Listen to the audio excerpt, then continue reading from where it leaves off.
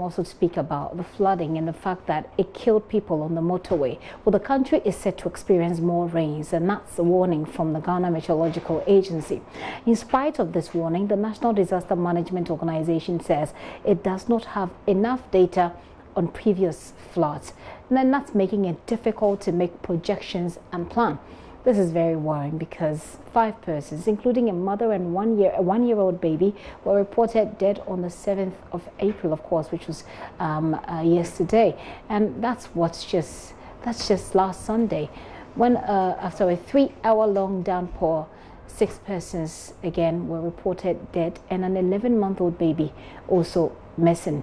Well, that brings to the total 11 persons that have lost their lives due to floods within a week in the nation's capital. My colleague Kojo Youngson was at the scene at Ajay Kojo in Ashaiman, where 4 persons are reported dead and the 11-month-old baby still not found. Here is Kojo's report. This is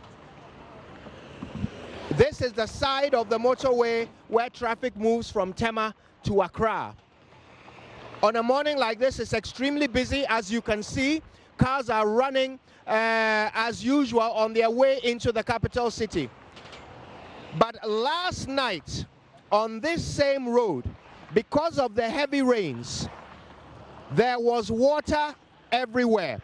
Now, if you have a look, I'll show you in just a second when the camera gets back to me.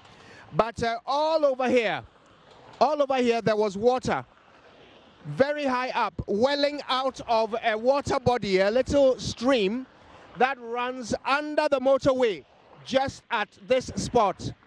Now, normally, when you drive along this motorway, you can see the guardrails, which will tell you that there is something on either side. But last night, because of the heavy rain, this whole place was covered with water, and the drivers could not see the edges of the motorway. So a military pickup carrying 4 adults and a baby in the cabin and a number of passengers in the bucket was driving along, reportedly coming from a funeral right here on this motorway. When they got to this spot, because this was all covered with water, they couldn't see the edges of the motorway, and the driver found himself veering off the motorway. You can see the tire treads here. When he got here, he tried to brake, but it was too late. Within 1 meter, the pickup was in the water. Come and have a look. Let me show you how deep this water is. Right now, after the floods have subsided, you can see the water level has gone all the way down. But last night, it was flooding up and flooding out over the motorway, so much that the driver could not see where he was going. He ended up in here. Now, all of the passengers who were in the bed of the truck were rescued by NADMO and bystanders. But the truck itself, the pickup, was washed away all the way down, further down the stream, and the rescuers could not find the pickup. So the 4 adults who were in the cabin and the baby, the 1-year-old baby, were never found. In fact, they were not found at the time until much later on when NADMO recovered the 4 adults. But the baby is still missing. Now, I can tell you who those 4 adults were. There were 2 military officers and 2 civilians and a baby. Warrant Officer Jabez Arthur is 45 years old. He was traveling with his wife, Warrant Officer Sarah Kwaji, who is 40 years old. They were traveling with Alice Ahin, 35, and Georgina Ahin, also 35. Georgina Ahin had the baby, a 1-year-old baby, who still has not been found. But the bodies of these 4 adults have been found. They all perished, all because of the floods. And you can see where the guardrail has been knocked over. I don't know whether this happened in the recent accident or whether it happened some time ago, but clearly this guardrail is in no position to guard anything or to protect anyone. So when it rains and this motorway gets covered with water, any driver could find themselves suddenly sliding off the motorway and falling into this abyss. And if there are no rescuers nearby, then that would be the end of them. Now, there are some people who live in the community who were here when it happened. Let's see if we can find out from them exactly what went on last night. Hello, madam. How are you? I'm fine. Good morning. Good morning. So let's look, have a look in the camera for me. Tell me, last night, were you here when it happened? Yeah. Tell me what you saw. What is always happening in this motorway, always a car with, I was even thinking that it's this side, because this side, the car always enter there. So they have to do something about it. People have been destroying here all the time. It's not good, especially if it rains for this road is not good. So the car always get accident. Last night, look at the people that just destroy. Just because the road is not, it's like that place is covered, the car will rest there. The car will rest, the people won't destroy like that. That is how before they come, the people come and remove. If it's one of the soldier man that come and remove his clothes and rescue all the people out. The people that we expected that they will come here and rescue the people, we didn't see them. The time they called, they were just standing and be looking. So how many people, only one person was rescuing them? It's one person that we saw. With the other people, they now came and be, the people that can, they use rope, the people that's already died. The man rescued the 6 people to the hospital, and the car, he can't find the car again. By the time they'll find the car inside there, the rest of the people, they have already gone. So by the time they'll force the car and come out there, they use something to tie and bring them out. And all that, they've already lost their life. So this happens all the time. Whenever it rains, this place is all covered with water. Yeah, it's covered. This gutter, you see it full. You will be scared to follow here. You will see the gutter full up. In short, you will not like to see it total. That is why the people die. It's full. You can't enter there. If you don't have the heart, you cannot enter safe. And it happens a lot. How many times do you remember that it's happened? Oh, this thing happened. The last time, this is making second time. When I was here, this is making second time. To look at the nature of the motorway, if this place has not been blocked, it is not an issue at all. This is an accident, and it has happened because the driver cannot see his way clear. So let's accept it like that. We shouldn't apportion blames as to who is supposed to do what. And if not because of the rain, there is no way any driver will veer off the road and enter this drain. So to be clear, what you're saying is that the fact that this place is not guarded is not an issue? Because of the accident, if we have to do something about it, fine. But as you can see the vehicles moving, I don't think it's an issue. But because of what has happened, we have to take lessons of what has happened today and maybe do something about it. That is exactly what I was trying to say, that I will communicate with the Ghana Highway Authority, and so that together we'll look at what we can do. So let's speak of these lessons. I mean, it's going to rain again. Today, tomorrow, it will rain again. Those quantities that we saw last night are not strange. It will happen again. So how do you make sure that if it rains again, this motorway does not become emo trouble or even worse, a death trap? Exactly, that is the issue I said I'm going to discuss with the Ghana Highway Authority. We have to put our heads together, make sure the motorway is more trouble. Such things shouldn't happen. Even if it's happening, we should get the guards to support whatever guards that we have here. But I think it's their job. I want them to bring the professional advice. Then based on that, we can also act as an assembly who are in this enclave. But to be fair, this is not the first time you are hearing of this problem. This is the first time I'm hearing of this problem. Okay. Now, Kojo Youngson filed that report. You heard him speak to some residents, and then the person he finally spoke to is the MC for Tema. Well, let's hear from the Director General of NADMO. Climate change issues are all over the world. It is not with disasters alone. When you talk about climate change, you go to forestry, and the climate change is everywhere. The cutting down of trees all over in our country affects our climate change issues. You and I know when we were young, some days back, that we know in Ghana it's only in June, July when rain falls. But today it's not like that. It changed. Sometimes in January, February, there are rains all over. Sometimes in June, July, when you expect rains to fall, it doesn't. You know, these are all climate change issues. You know, it's a lot. these droughts and other things in the northern regions and are all as a result of climate change issues. So yes, Ghana should be much concerned about climate change issues, and that is exactly what we are doing. Is a fantastic job as far as climate change issues are concerned in NADMO. And does NADMO have the data to be able to look at and say, okay, this year, with the partnership that we've done with probably the Meteo or Ghana Surveys or whichever agencies that they are, you're able to say, okay, these are the challenges that are coming and we are prepared for it? Because you are more of a preventive organization, or you only wait until it happens and you have to move in? Don't forget that Ghana is still a developing country. We are not a developed country. And even with the developed country, sometimes things are taken by surprise. You cannot beat nature. So I wouldn't say that with our climate change workings and others, as a country, we will be able to come out to tell Ghanaians that there's going to be a rainfall tomorrow or the next day. Or sometimes GMET gives an indication that there will be a rainfall 6 o'clock, but it won't come. It will come maybe the following week. Sometimes it doesn't happen that way.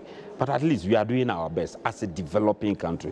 We don't have enough equipment, enough machines, like earthquake issues. Even when you go to Geological Service Department, the enough machines to determine magnitudes and other things are not there. Therefore, they are all, NADMO is a coordinating agency to ensure that our climate change comes out to determine this and other things.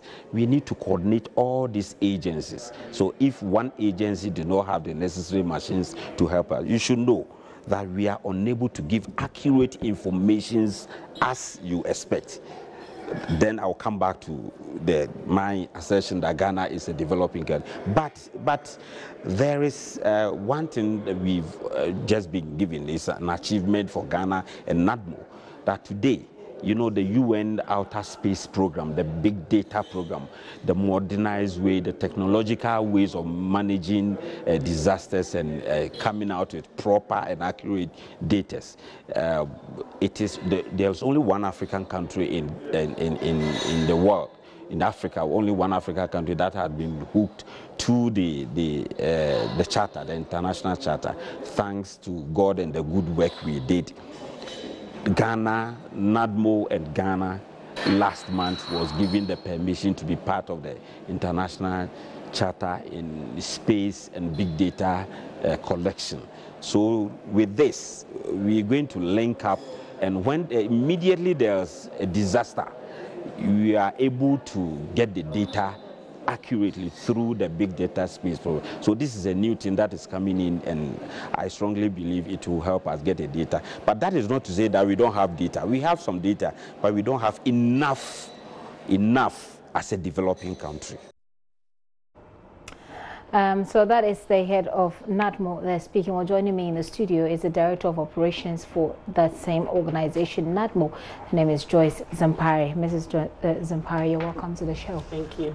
So let me just start by taking NADMO's assessment of the situation so far. Yesterday was about 3 hours of rain, and everywhere was flooded.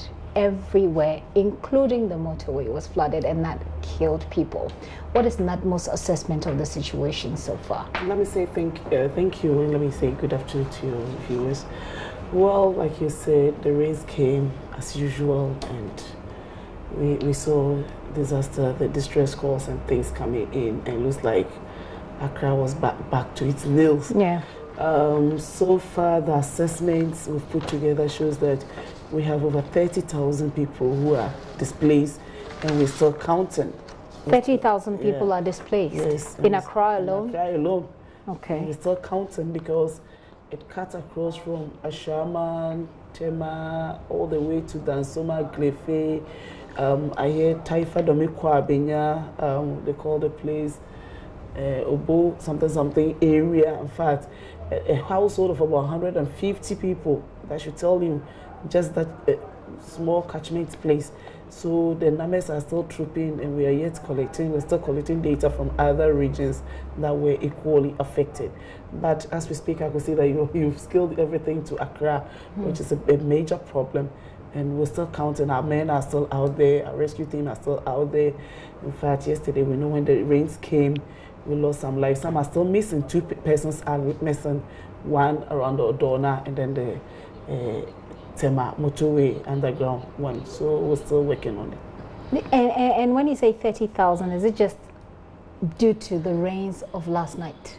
The 3-hour rains of last night? Of course, we had rains the previous week, exactly a week. Okay. Yesterday we had some rains and we're still counting.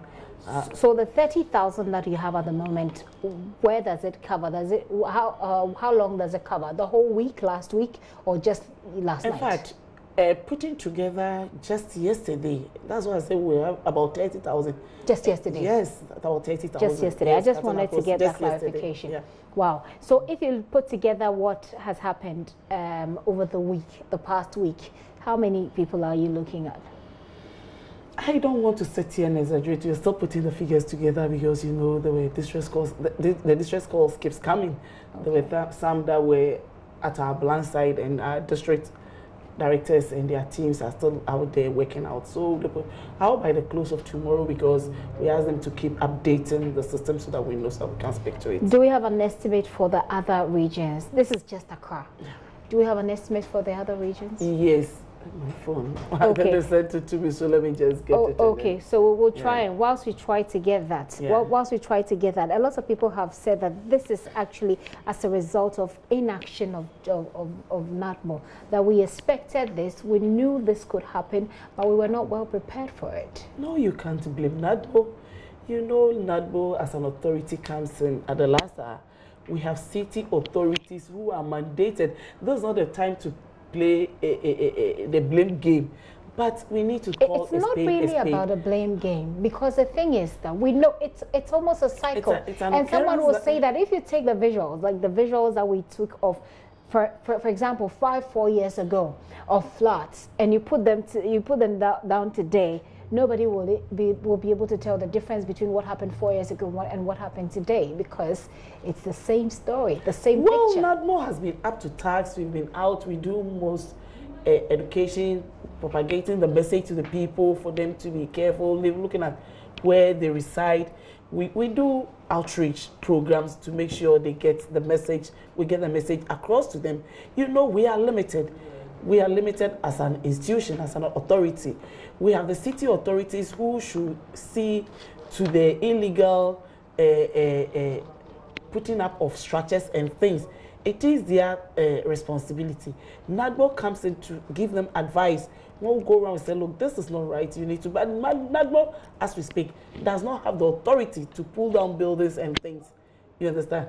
And this one thing we are putting before Parliament. We're working so hard to make sure that we are giving them mandate that wherever things don't go right, we can go in and make sure we correct them.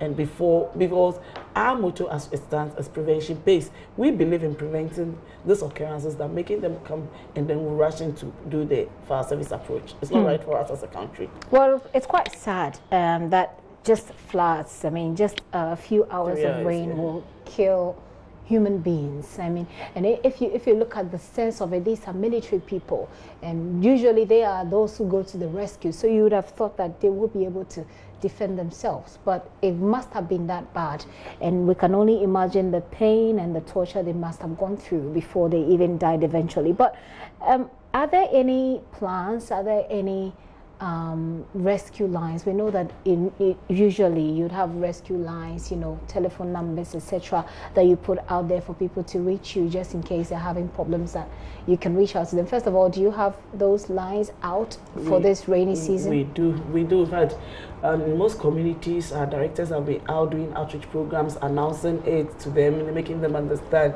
that at this time, there's been this one-way line for all agencies where when you dial, that you can reach out and then it will be linked to the. But what's the number? It's, you can check on your phone. So I'm here having a conversation with Joyce Zimpari. Joyce Zimpari is Director of Operations for NADMO National. She's trying to get a few details for us. Confirm the number of persons who have been displaced outside Accra. We know so far that in Accra, 30,000 people. 30,000 people have been displaced. They have nowhere to sleep and they are out of their homes because their homes have been taken over by floods. That is a figure for just Accra. And speaking of just Accra, this is what happened just yesterday after 3 hours of rain. Just yesterday after 3 hours of rain. 30,000 people are displaced. About between 4 and 7 have been killed in this flood. We're looking to get the figures for the other parts of the country beyond Accra. But we're also asking for the numbers in case someone is in harm's way, in case someone finds themselves in this flood. How can they get help from NADMO? She's going to get us some figures, some numbers that we'll put out there. But again, a key question that we need to ask is, what can NADMO do when you place that call? So, do you have the number now? Yeah, I'll give you the number. You know, when we get the number, you dial the number, it goes directly to our EOC, national EOC, and then relay it to the districts that you're calling from. Per the satellite, we have, like the Director General was explaining, we can locate the exact place, and then our guys, team will move in, our syndicate team will move in. How effective has that process been? Oh, it's been very effective. Sincerely. People have died, sincerely. Oh, yes, but you know, if you look at the circumstances of death occurrences, you realize that there was no, at that point, there was no way you could have reached out. Somebody who is getting drowned. How can a person? No, I get that. I get that. That's different. Yeah. I'm saying but that sincerely, how has the system worked? What's the turnaround time, for example?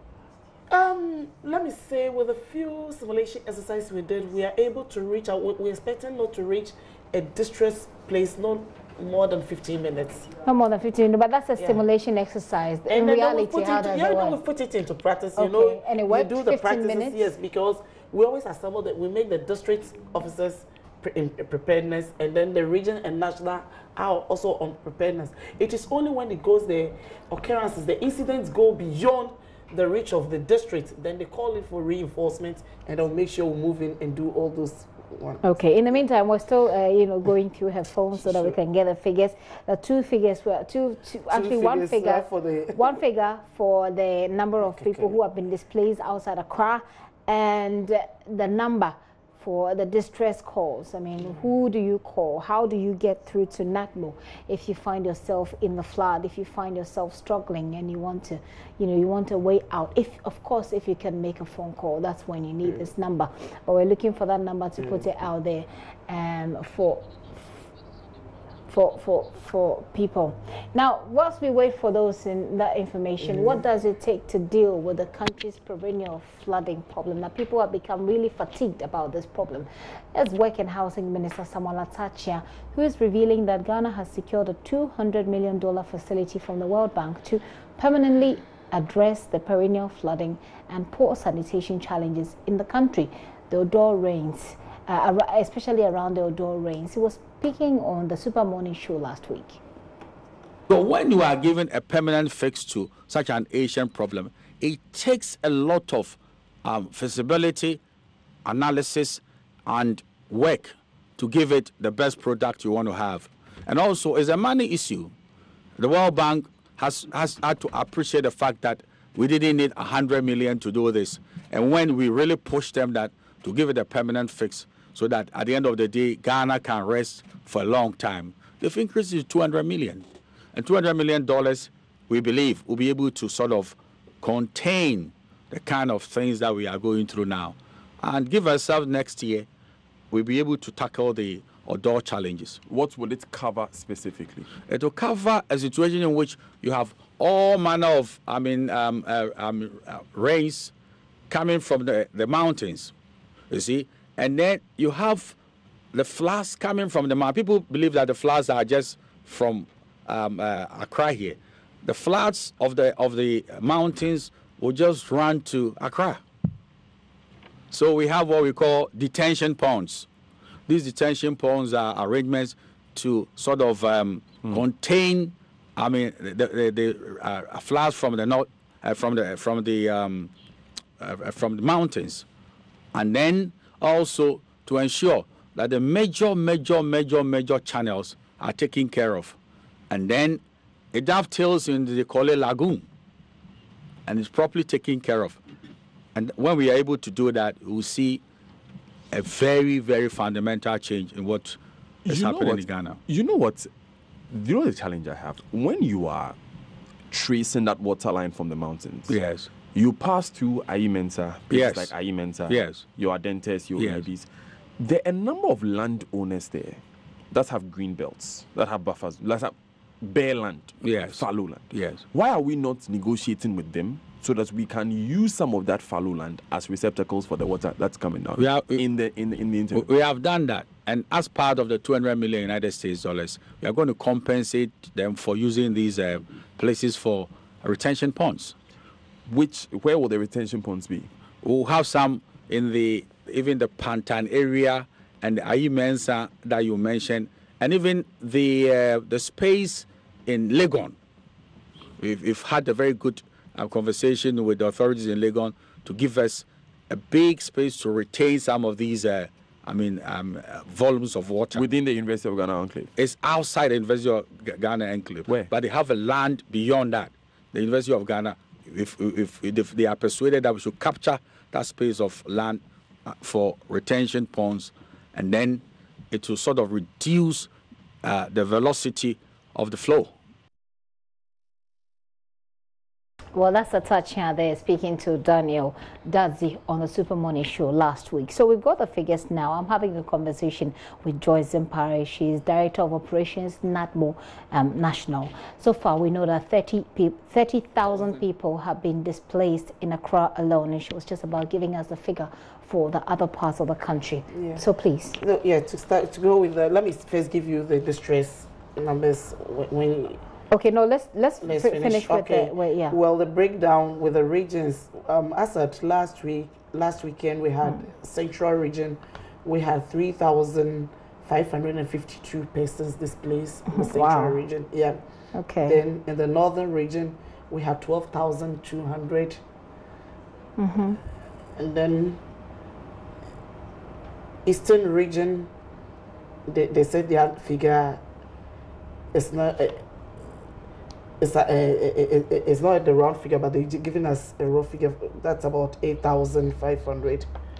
Yeah. Okay, so they're giving you a rough estimate of 8,500. Why? Why is that a problem? They're still putting together the figures. The figures. You see. Okay, so Central region, when it happens like that, some move to families, some move to places. So okay. They are putting the data together. So what you have, is that what you have? Or you have Central region, Northern region, and the Eastern region? These are the only places where people have been displaced. Yeah. Okay, so I'm just going to go through the figure again so you have an idea. In Accra, 30,000 people have been displaced. In the Central region, as of last week, they reported 3,552. In the Northern region, 12,200 people. Mind you, in the Northern region, there are other situations that have displaced other people. I'm talking about Tripoli, where about 2,000 people have been displaced, mostly women and children. In the Eastern region, we're looking at 850. That's not a specific figure. It's 8,050 or 8,500. 8,050. That's for the Eastern region. We'll continue this conversation, but let's go on social media and find out what some of you have been saying. You've been sharing your thoughts with us. We've been asking you to share with us how you've been affected by the rains. Hopefully you get some responses, from NADMO. So let's go through the comments here and see what you're saying. I start with David. David says, it was lovely. I enjoyed the rain to its fullest yesterday because I was wise enough to build at a higher ground, and the community from which I live is where you live, is well organized with green grassing to check erosion. So in all, I wish it rained again and again like yesterday. Well, lots of thousands of people have been displaced. Eden says, this small rains no see a crowd. Linda Isiama says, went on afternoon shift, had to stay back and run night duty as well. My route is Circle, and I just had 5 people die there. God has really saved me. Nana Kwabana says, God should help us. And Wisdom Okutu says the mayor of Accra must resign. We can't continue paying him whilst he sleeps on the job. The youth must rise up for this cause. Let us stage a big demo and occupy his office until he loses his job. Let's form this pressure group. If you would like to join this group, please comment. So he's starting the hashtag, the mayor must go. Hashtag the mayor must go, and he's asking you to join him if you agree with his position, and he says he will add you to the group. Kinsley says Seko Dubai. Mensa Capito said let's ask Ekufado, who promised to make Accra the cleanest city in Africa. And of course, some have been hidden. I'm sure it was full of vulgar language. We cannot take that on TV. So B Bala says Accra again. This is getting out of hand. Then Bala, you're not alone in this. A lot of people are beginning to lose it, saying, why does it have to be a routine, a cycle that kills people senselessly? Ibrahim Mubarak says, we don't love ourselves as a people and the country, as people in the country, and we don't reason even small. That's how I feel. Certainly the point I was making earlier. Someone on every year says, stop the filtering. I'm not quite sure. Oh, you mean filtering of the messages or littering? Well, I guess that you're trying to say littering. Right. Oh, so stop putting filth out there. Filtering. Interesting. Richard Okine says it's normal. It's normal. That's how you see it. Jacob Israel Chana Bala says this is Accra Titanic season. I don't know, because it happens every year, and that's really quite sad. Osei Mensa Isaac says, everything we blame our leaders. Ghanaians don't want to take responsibility for anything. Everything will fold our arms and wait for our politicians to come and do for us. Can't communities be cautious and organize communal labor and desilt or clean our gutters? The blaming politicians is too much, but the reality is we are the cause of our own problems. Well, that's why we put people in authority, because people naturally do not obey, do not do the things that they're supposed to do unless there is punishment for doing the wrong thing. And that's why we elect people to govern us. And that's why we pay them with our hard earnings every month. Well, still on flood, government is expected to award a contract for the construction of a multi-purpose dam at Pualugu in the Talensi district of the Upper East region. The dam will include a 20-meter well with primary and secondary canals for a 20,000-hectare irrigation scheme. The construction of the dam is expected to address the perennial floods in that area. Let's get more on that story from Albert Sori, our correspondent. Hello, Albert. Hello, Gifty. Give us further details. Yes, so this meeting, the stakeholders meeting, was held this afternoon. It was spearheaded by officials of the Volta River Authority, together with the officials of the Upper East Regional Coordinating Council, led by the Upper East Regional Minister.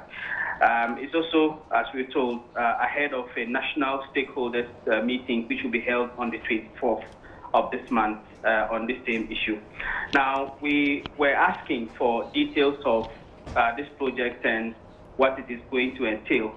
And as you mentioned, it will include irrigation and also be able to provide electricity. But the cost we were asking, and the Chief Executive Officer of VRA, Emmanuel Nchidakwa, told us that it's going to be a government Chinese loan agreement, but it is yet to be taken to Parliament. That is because additional studies are being done for this, but it is expected to cost around $300 million, and the contract will be awarded by the end of this year. And following that, the project is expected to take 3.5 years to complete. Do they specifically state how this will end the perennial flooding in the area? Because we're talking about thousands of people who have been displaced because of this flooding. Yes, Gifty. You know, the Pualugu area is one of the areas often affected during the floods every year when the Bagre Dam is opened. Right. And one of the long-standing issues that has always come up in terms of how the issue can be addressed is to construct a dam in the area which will serve as a sort of reservoir to store the water or to collect the water that comes into that area to cause the flooding. So the expectation is that once this dam is complete, it will also take care of that issue, because now instead of the water, spilling over the white water and going into farms and people's homes and creating problems, it will be collected in the dam for irrigation and also for electricity provision. Albert, thank you for that update there. So speaking of that, let me wrap up this conversation with you, Ms. Empire. I saw you nodding, and I'm sure that this perhaps is a part of a grand plan, and hopefully it will deal with the situation there. But as we speak, two things I want you to address for me before you go. Those who have been displaced, what is going to happen to them? Well, when in times like this, first we look for a safe haven, a place to put them. Like churches, like the mosques, the classrooms, schools are on break, some schools are on break, so we look, and then we also call on them to go to family members if they have them. Then we look at the few items that NADMO have to help support them before. Like buckets and rice and. You see. I mean, and you see that you almost have a smirk. You almost have a smirk on your face because you know that the things you give to these people are terribly inadequate and terribly undignifying. It's nothing to talk about. We know, but here is it that you have nothing. In fact, half baked bread is better than nothing. No, but that's not enough. That's not good enough. That's like settling for mediocrity. That people don't get into this situation. We would have wished. Our wish is that let people reside in places that is their safety is mandated. That for here you're living. I read someone saying that where she is living, she has no problem with the rains. You understand? But anytime the rains are coming, we ask. That's why we tax our men to go on the field to make sure that they educate them. They try to arrange them, let them understand. But it's not working, is it? It's not working. So is NADMO thinking? Is NADMO thinking of a way out? Because if you keep trying one thing and it doesn't work, it's only logical that you move on to think about something else. Working on NADMO can't single-handedly do all these things. We need to work with other stakeholders. You understand? That's what, the Director General was saying, that we're meeting other stakeholders to make sure that we get all things properly done. We're meeting with the city authorities, we're meeting with city engineers to make sure that people reside in places that will give them comfort, irrespective of the rains. And then we're looking at attitudinal change from us as individuals. Yeah, I mean, that's something that's a point that we've beaten over and over and over again. You understand that we live within slums, we live within low water areas, and yet indiscriminate disposal of waste and things, the way we do things, the way we erect buildings and things, we don't give water any way to pass. We'll be talking about. Let me give you the emergency numbers before you. Right. We'll be talking about that momentarily. So once you give us the emergency numbers, I also want to know what will happen when somebody calls. Okay. You show up. Sure. You show up. Sure. Okay. Give us the numbers and let's put it. We have 0299 35 00 00 30 0299 35 02 44 020 201. Okay, hold on. 0299 3502. Is that one number? Yeah. 0299 so I have 0299 44. Okay. 44. Okay. That's another number. Okay, and another number 020 020 201 201 4040. 4040. And then we have 999. When you dial this number, you select option 4. When you dial 999. 999 then you select option 4, and that goes directly to NADMO EUC. Okay. Yeah. Okay, so these are the numbers. I'm just going to try and go through it. I don't know if that will be enough. Maybe momentarily, as the days go by, we'll be putting these numbers on our screen for you to, put them down so that you can make a call when you're in distress. So the number is 0299 350030. That's one. That's 0299 350030. That's one. The second number is 0299 350244. 0299 350244. And the final number is 0202 014040. That's pretty simple. Pretty simple. You can take that. And put that down quickly on your phone or on a paper. 0202 or 020 201 4040. 201 4040 and then 999. If you dial 999, you choose the option 4, and that will connect you directly to NADMO headquarters, and you can make a distress report and they'll get to you. They said they've tried this, it works within 15 minutes. Hopefully that will be your story. But do stay safe, even as we expect more rains. Ms. Zimpari, thank you very much for coming.